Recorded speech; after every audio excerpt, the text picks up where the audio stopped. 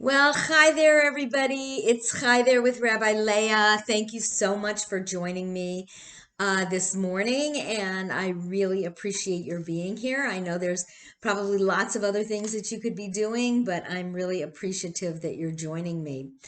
Last week, last week, I'm just trying to remember exactly when it was.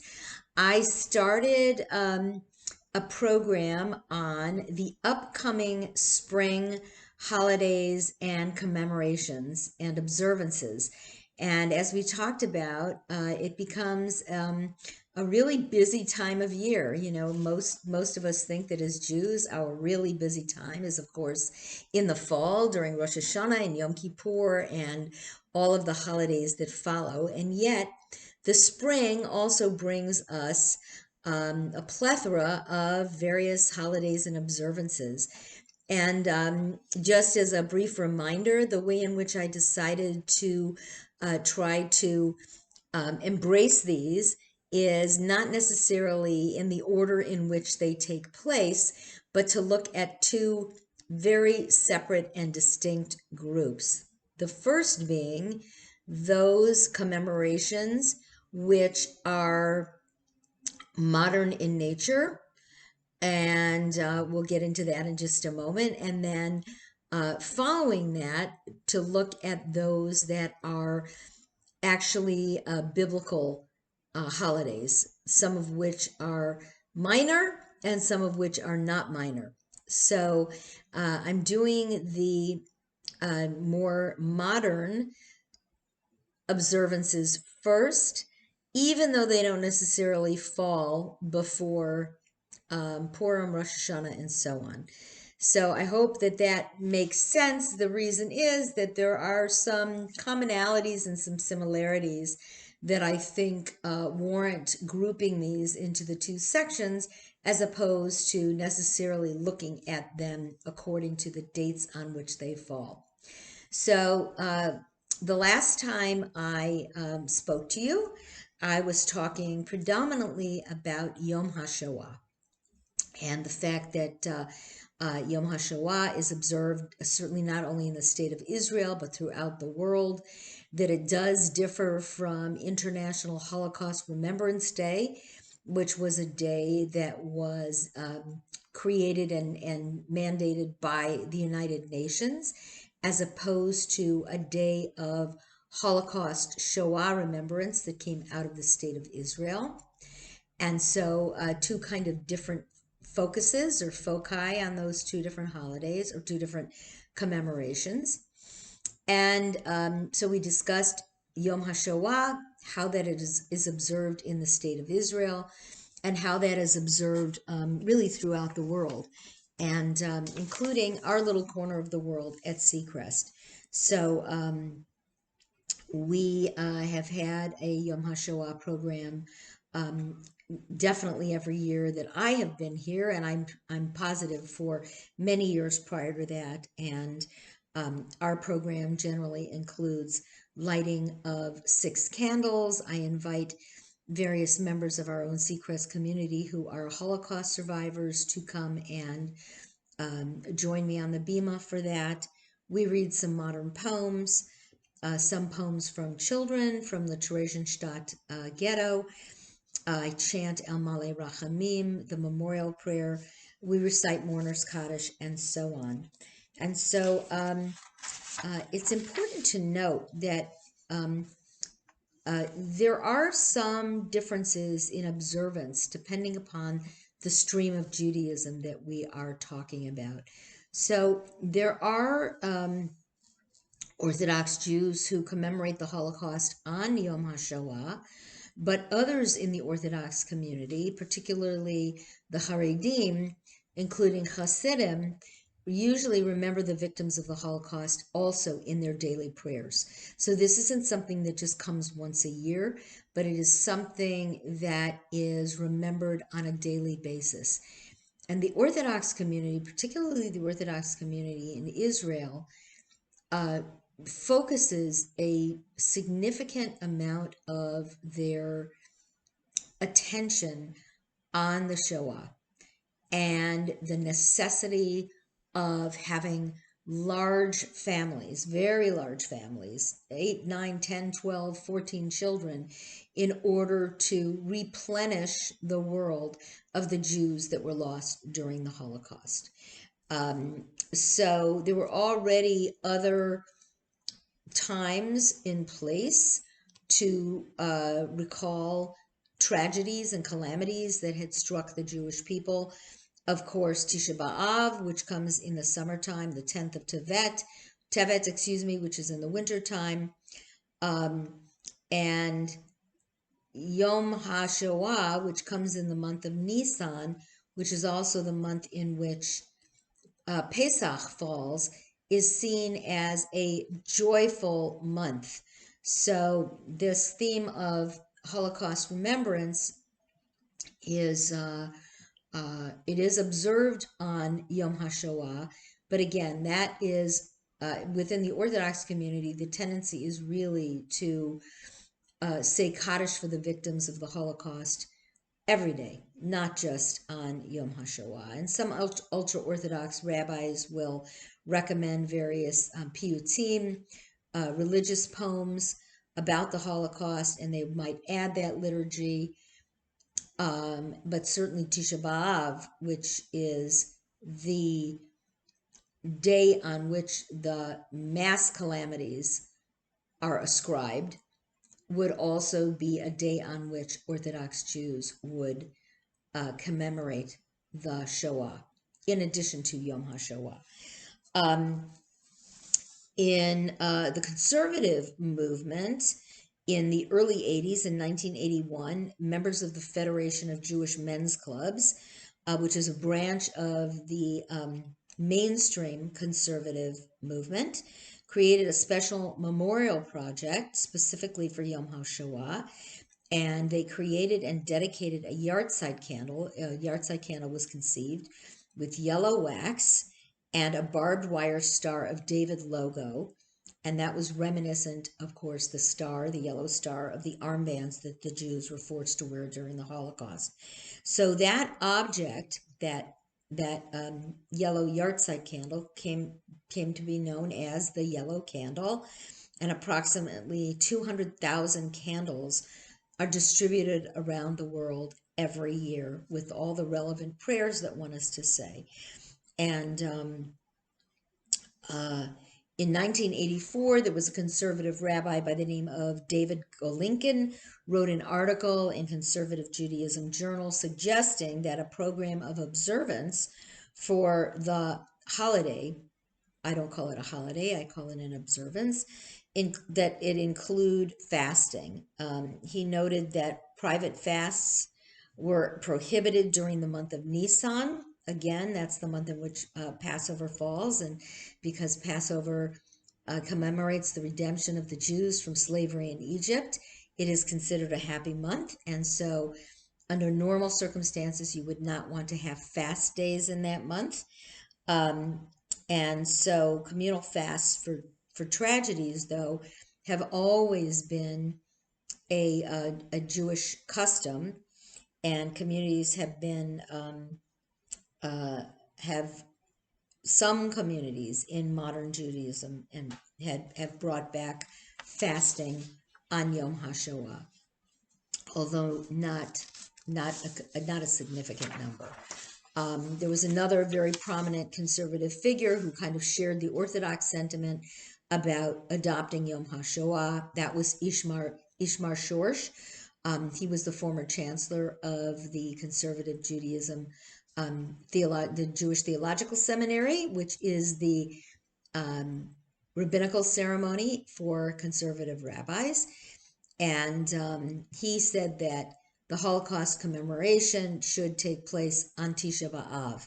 So, we already have Tisha B'Av, which commemorates all these major calamities that struck the Jewish people. Why not have Yom HaShoah as part of that? So, the Masorti movement, the conservative movement, has had varying positions on how Yom HaShoah should be observed. In 2011, the Federation of Jewish Men's Clubs also introduced a related yellow candle concept for use on Kristallnacht, which is, of course, the night of shattered glass, which falls on November 9th and 10th, commemorating the first organized Nazi pogrom of Jews in 1938. And that is called the Ner Katan, which means a little candle. And the new version consists of 6 yellow candles provided for communal observances. So not only do they do this one on Yom HaShoah for the one candle, but they also do 6 small yahrzeit candles for Kristallnacht. And I believe we have some of those, if I'm not mistaken, in the synagogue behind the bima. And okay, Reform Judaism has also tended to commemorate the memory of the Holocaust either on International Holocaust Remembrance Day or on Yom HaShoah. My preference is on Yom HaShoah as a Reform rabbi, and Reform rabbis kind of get to choose which day or days they'd like to observe. And those commemorations of the Holocaust often they will bring in speakers, have films, and sometimes even have a Seder, which commemorates those who lost their lives, and lighting of 6 yahrzeit candles to reflect the approximately 6 million Jews who were murdered. And more modern Haggadot, the Haggadah for Yom HaShoah, there actually is such a thing. There's one called Gathering from the Whirlwind. The focus has been not so much on the loss of life, the death, the desecration, the horrific things which took place, but concentrating more on renewal, on remembrance, but then on the continuity of Jewish life and moving forward, and how Jewish life can continue to be reinvigorated, continue to create itself, even in light of this horrific occurrence in our world's history. So in 1988, in fact, the American Reform Jewish Movement published a book by Elie Wiesel and Rabbi Albert Friedlander called 6 Days of Destruction, and that had narratives from Holocaust survivors, which are 6 Holocaust survivors, which are juxtaposed with the 6 days of creation that we find in the book of Genesis in the Torah. So an attempt to link the death, the destruction, the horrors of the Holocaust as history and as valid history to be remembered and observed, but also looking at that in conjunction with the book of Genesis, the book of creation. So this year, Yom HaShoah will fall on Wednesday, April 27th. It comes a week after Passover. So again, I'm doing these out of order, but I'm doing some of the non-biblical holidays first before we move on to the biblical holidays. Okay, so that falls on April 27th this year. So that is in more than a couple months, but a couple months. It'll be here sooner than we expect. Okay, now I'm going to move on to another holiday, which is equally sad, but this is a much more is also a modern holiday, meaning modern since the State of Israel, and obvious that it is because it is Yom HaZikaron.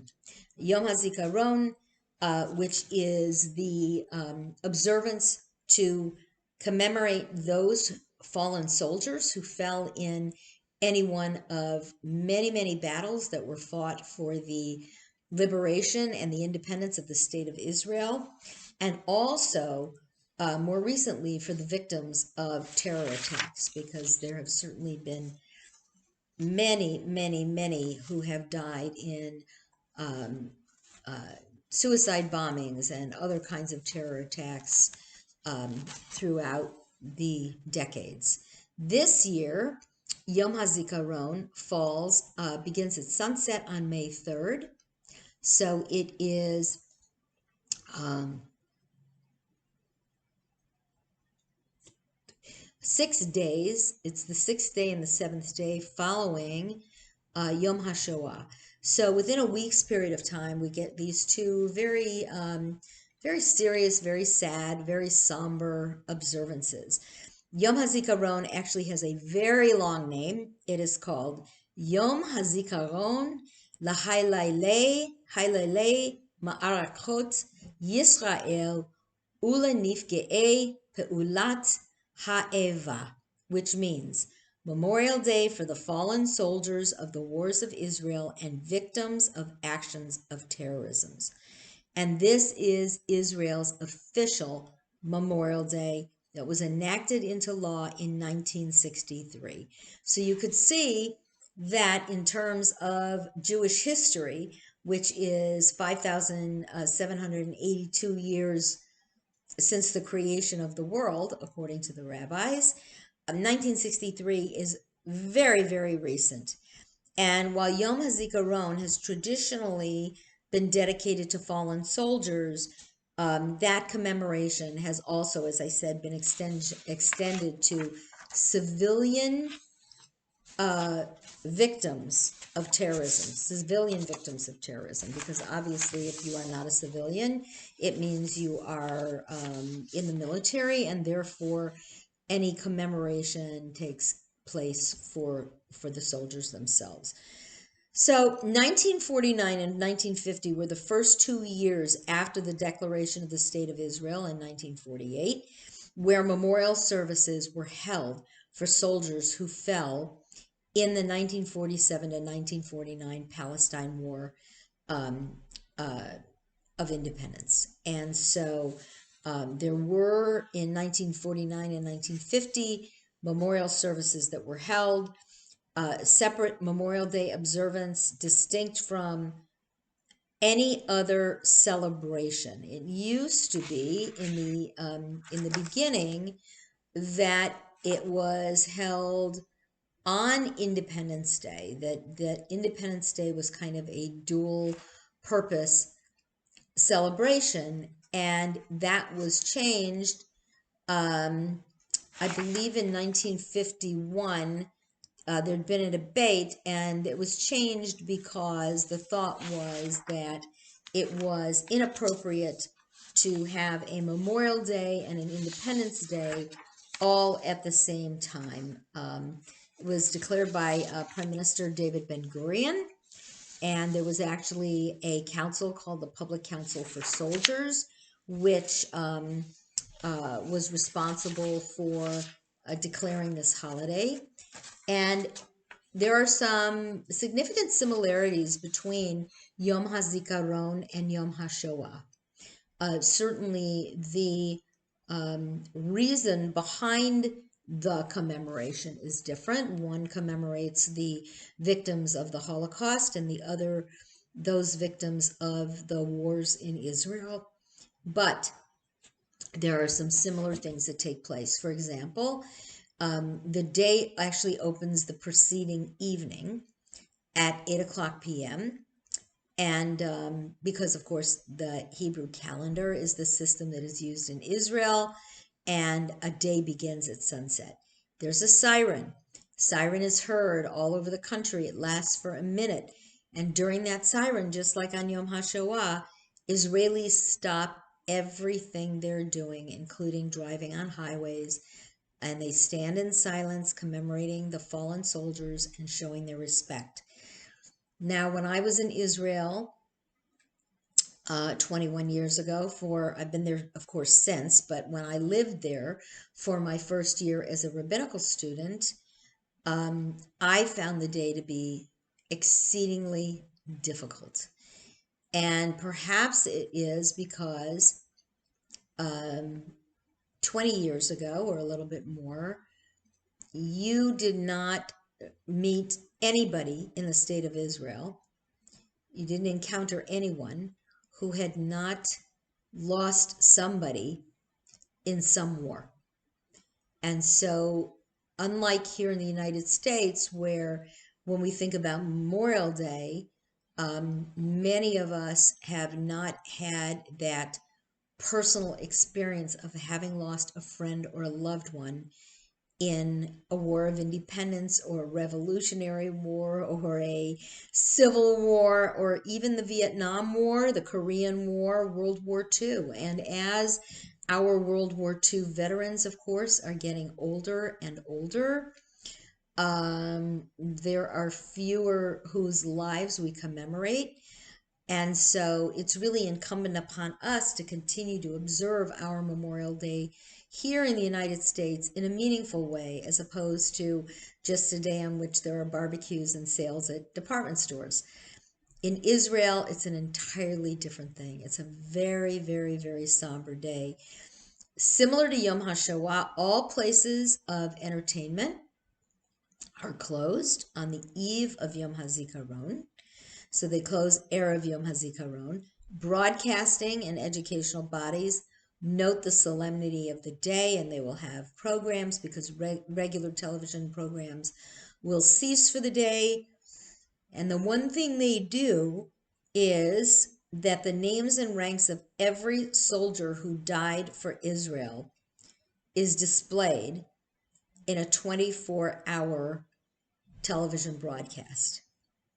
So the names for 24 hours are listed on a television broadcast. And it is quite powerful and quite moving to see the number of names. So since the founding of the state, Israel chose a certain flower as its national flower, the national flower of Israel. You know, we have national flowers for every state, or we have a state flower for every state here in the United States. In Israel, they have a national flower. The English name is red everlasting, but in the Hebrew, it is Dam HaMaccabia, and Maccabim, excuse me, which means blood of the Maccabees. And of the Maccabees, of course, of Hanukkah fame, who rose up against an army that was way more powerful and numerous than they, and they were successful. So it is the national memorial flower. And the flower, if you've been to Israel, is depicted in many memorial sites, and it's worn as stickers and on shirts and jackets throughout Yom HaZikaron. And since 2019, there is a nonprofit organization called Dam HaMaccabim, and they've been instrumental in establishing the 4th of Iyar, the 4th of the month of Iyar, which comes after Nisan, the month in which Passover falls, and they establishing that day as the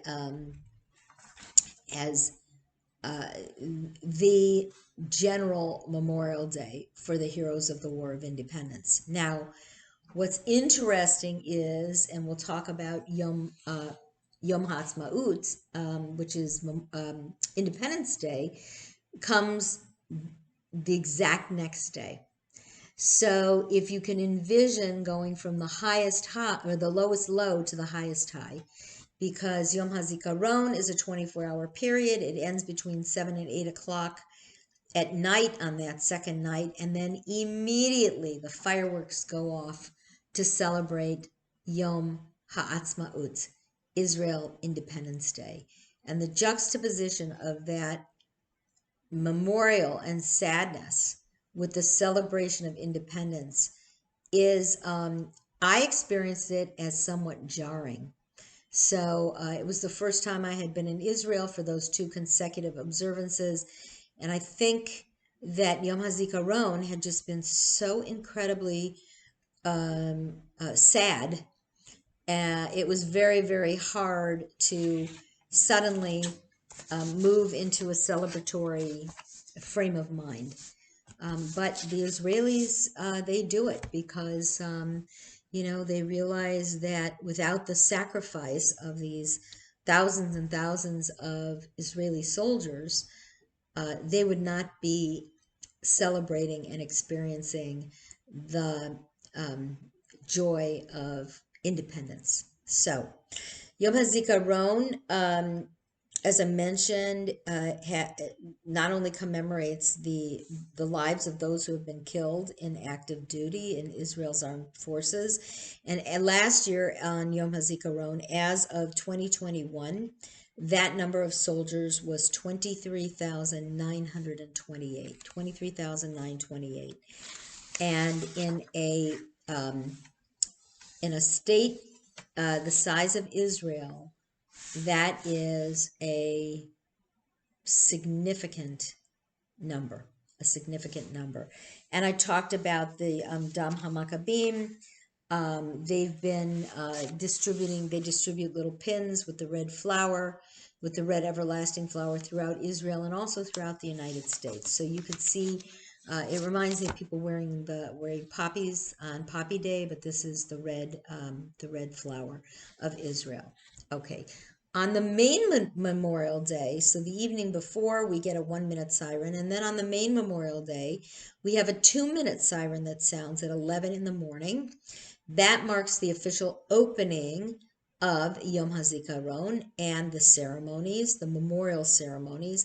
And there are also private remembrance gatherings at every cemetery where soldiers are buried.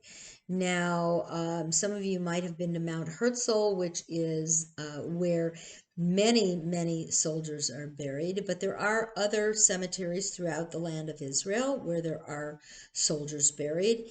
And many Israelis will go, and like we do here on Memorial Day, they will visit the resting places of loved ones throughout the day. National memorial services are held in the presence of Israel's top leadership and military personnel, and individuals will light yahrzeit candles in their homes, at army camps, at schools and synagogues, public places. The flag, of course, is lowered to half staff. And throughout the day, those who are currently serving and also retired military personnel will serve as honor guards at war memorials throughout the country. And the families of the fallen will participate in these memorial cemetery ceremonies at military cemeteries. Now, I remember during my year in Israel, I attended a memorial for Yom HaZikaron at the Gymnasia, which was a high school, and there was a tekes, a ceremony, and my distinct memory of that had to do with the younger people, and by that I mean the high school kids in their junior and senior years of high school, because they are the ones, of course, who within a year or two will be graduating from high school and going into the military.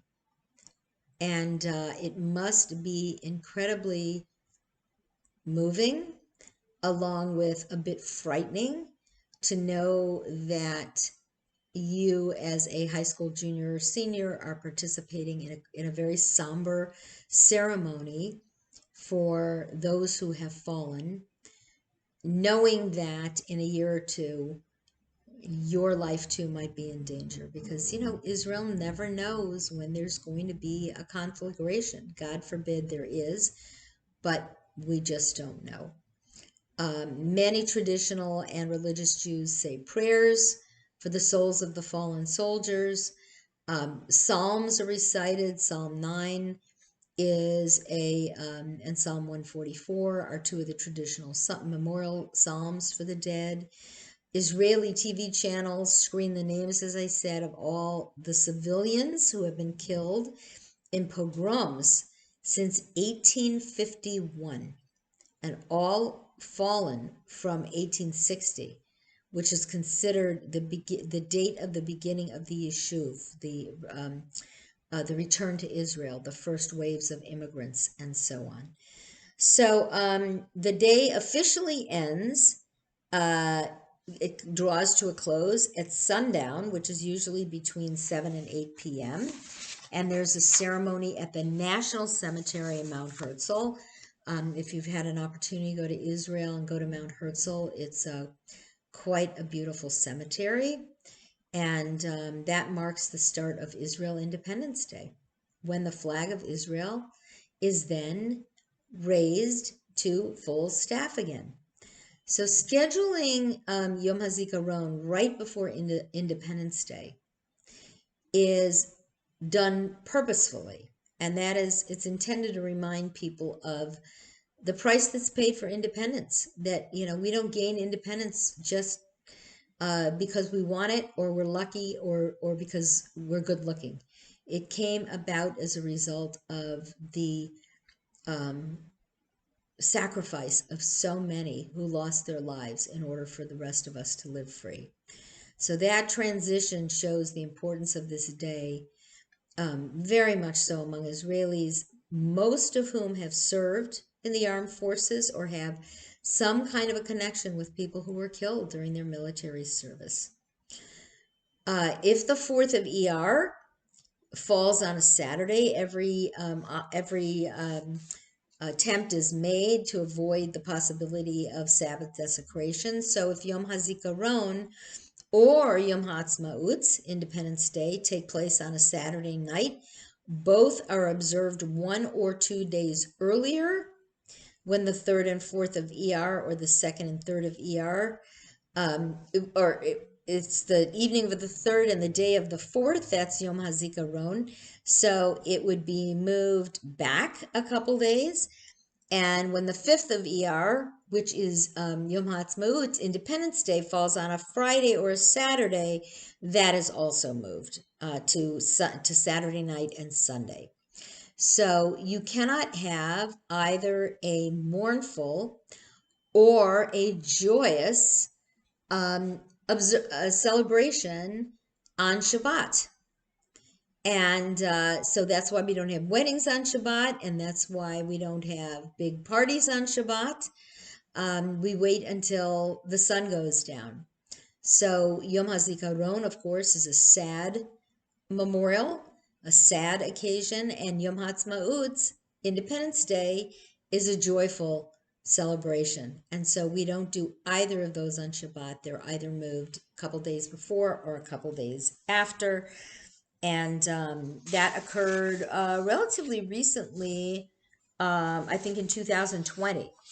So again, this year, Yom HaZikaron will fall on May 3rd through May 4th. May 3rd through May 4th. And at Seacrest, I have shown some wonderful documentaries about certain memorials that are in the state of Israel. One that is a relatively new one that I had not seen during my time there, and that I thought was just quite spectacular. Okay, the 5th of Iyar marks Yom HaAtzmaut, Independence Day. And as sad and mournful as Yom HaZikaron was, that on the flip side is how joyful Independence Day is. But I think for many Israelis, Independence Day, again, is not like it is here, where we do observe with parades and things of that nature. But there's a real, Israel's only 73 years old, and so there's a real sense of what that independence means, particularly in light of Israel having been a safe haven for so many immigrants, and many of whom came following the Shoah, following the Holocaust. So it's a national day of celebration. It was declared first in 1948. There are official ceremonies, there are unofficial ceremonies, there's all kinds of celebration and joyous exultation, and it's a lot of fun. Because Israel declared independence on May 14th, which corresponded to the Hebrew date, the 5th of Iyar, that is when it's observed. So it's not observed like we do July 4th every year. It's observed on the 5th of Iyar, because that was the date that May 14th in 1948 happened to fall. Again, in order to avoid any Sabbath desecration or conflicts, it can be commemorated 1 or 2 days before or after that date, depending upon how close it is to Shabbat or when on Shabbat it falls. And again, this holiday begins in the evening, just like all other Jewish holidays, and it ends at sunset on the following night. So it is the 5th and 6th of ER if you go from sundown to sundown. So the day was founded on the declaration of the establishment of the State of Israel, of course, by Prime Minister, or the leadership at that time was David Ben-Gurion, but he was not yet prime minister because they didn't have a prime minister yet. There wasn't a state. And the mood outside of his home just prior to the declaration was joyous. Jews were dancing because they were about to realize what was one of probably the most remarkable and inspiring achievements of human history. And that is a people which had been exiled from its homeland for 2,000 years, which had endured countless numbers of pogroms, expulsions, persecution, but which had refused to relinquish its identity, and which had, on the contrary, substantially strengthened its identity. This people, which only a few years before had been the victim of mankind's largest single act of mass murder and destruction, namely the Shoah. A third of the world's Jews had been exterminated, and people were returning home to Israel as sovereign citizens in their own independent state. So independence was declared 8 hours before the end of the British Mandate, which was due to finish on May 15th, and of course on May 14th, 1948. So Israel was declared a state, and it is fascinating to listen to the voice of David Ben-Gurion declaring the state of Israel as an independent state. I would venture to guess that some of you heard that broadcast because it was 1948, which is 72 years ago. 72 years ago, if I'm doing my math correctly. And so many of you were alive at that time and may have a recollection of how exciting that day was. The operative paragraph of the Declaration of the Establishment of Israel from May 14th expresses the declaration to be by virtue of our natural and historic right, and on the basis of the resolution of the United Nations General Assembly. So that paragraph concludes with the words of David Ben-Gurion, where he thereby declared the establishment of a Jewish state in Eretz Yisrael to be known as the State of Israel. And of course, because it was a UN resolution, the state was quickly recognized by the United States, by the Soviet Union, and many other countries, but not by the surrounding Arab states, which immediately officially declared war on the new state, thus escalating a civil war among the Palestinians that was already taking place. So on Memorial Day, or on Yom HaZikaron, which ends at sunset, immediately followed by the onset of Independence Day, and of course it begins at sunset and goes to sunset the next day. There is an official ceremony held every year on Mount Herzl that opens the celebration. Ceremony includes speeches by the Speaker of the Knesset, the Israeli Parliament. There are performances, the flag of forming the flag of Israel, very elaborate structures like you would think of marching bands forming menorahs and Magen David, the Jewish star, There is a ceremony in which 12 torches are lit, one for each of the 12 tribes of Israel. So we are really in this ceremony making reference, to, ancient biblical history, the 12 tribes. You can't go back much farther than that unless you go back to creation. And so it's acknowledging the biblical truth of the state of Israel. And every year, they have a dozen Israeli citizens who've made a significant social contribution. They have them in a selected area during this celebration, and they are invited to light the 12 torches. Many cities have outdoor performances. Don't forget, it's May in Israel. The weather is usually pretty darn nice. Actually, when does it fall this year? It falls on, well, it's the day after Yom HaZikaron. So this year, it will be on May 5th and 6th. May 4th and 5th, excuse me, May 4th and 5th. Unless that's a Shabbos, which I don't think it is. There's a reception of the President of Israel who honors the excellence of 120 different IDF soldiers, so 10 times 12. And that event takes place in the president's official residence in Jerusalem, which was not far from where I lived when I lived in Jerusalem. There's an international Bible contest in Jerusalem. There's the Israel Prize ceremony. The Israel Defense Forces open some of their bases to the public. Israeli music, and just a big festival. There was a period of time from 1948 to 1973. So what is that? 35 years? 25 years. The Israeli Defense Forces had a parade. They held a special parade on that day.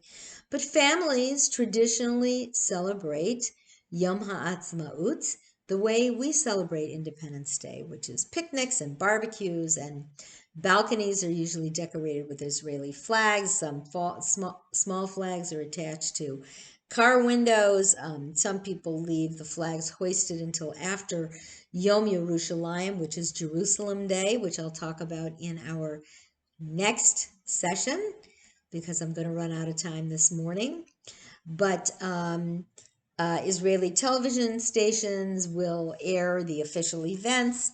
They'll have some cult classic movies that are Israeli cult classics. They'll have music, skits, things of that nature. So in response to widespread public feeling, the chief rabbinate in Israel decided during 1950 and 51 that Independence Day was going to be given the status of a minor Jewish holiday on which Hallel is recited. So remember, Yom HaAtzmaut, Israel Independence Day, is not a religious holiday. And so even though there may be through our American eyes, religious observance, it's not a holiday like Rosh Hashanah or Yom Kippur or any of the other biblical holidays. So for it to be given this minor Jewish holiday status was quite significant. And Hallel, which is a series of psalms, is recited on that day, but there's no blessing before it because the blessing would indicate that the holiday was biblical in nature.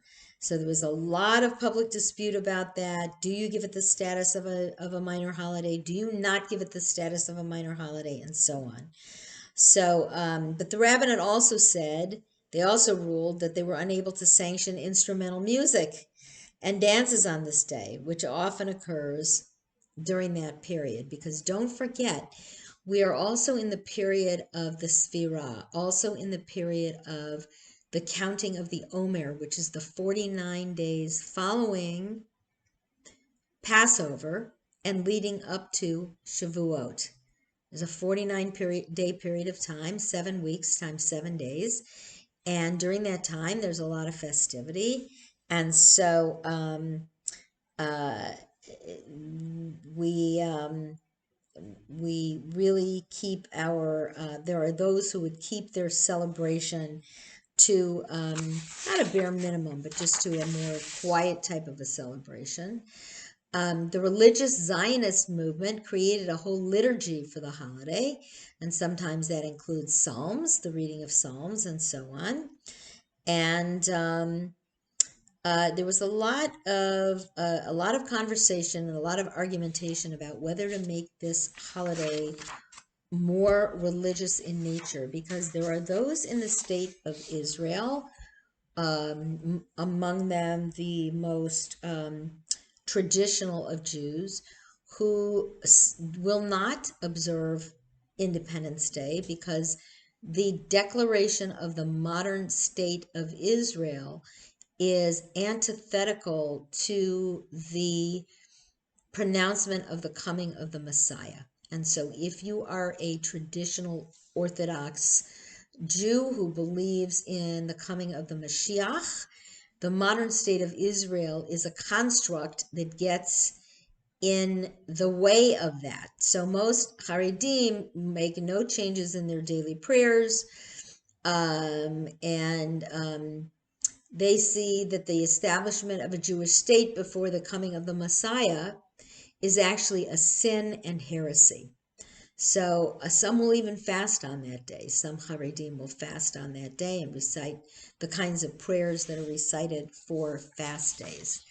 So that is how the 5th of Iyar is observed with Yom HaAtzmaut. So we have now talked about 4 of the more modern modern Jewish observances. I do want to make mention of how those around the state of Israel view, and I'm talking about non-Jews, view Israel Independence Day, because some Israeli Arabs will celebrate Yom HaAtzmaut, but others regard it as a very tragic day in their history, known as the Nakba, or the catastrophe. So there are Arabs who will view this as a day much like we see Tisha B'Av. And as early as 1949, and officially since 1998, when Yasser Arafat declared that May 15th was now going to be commemorated as Nakba Day, as the day of the catastrophe. Because when the modern state of Israel was declared a state, there were many who saw Israel's independence as their own day of mourning. And that is what I have to tell you about Yom HaAtzmaut. So we have covered Yom HaShoah, Yom HaZikaron, and Yom HaAtzmaut. And when I see you all this coming Shabbat for Shabbat Chaverim, we're going to talk briefly about Jerusalem Day, Yom Yerushalayim, and then I'm going to go on to the biblical holidays of Purim, Pesach, and Shavuot. So those are going to take a couple of sessions, but I hope you don't mind that I've divided these into the more secular holidays and the more modern holidays rather, versus those that are biblical in nature. So I want to thank you for joining me for Chai There with Rabbi Leah. And it's Wednesday. I will see you again on Friday for blessings, Saturday morning for Shabbat services, and then of course Saturday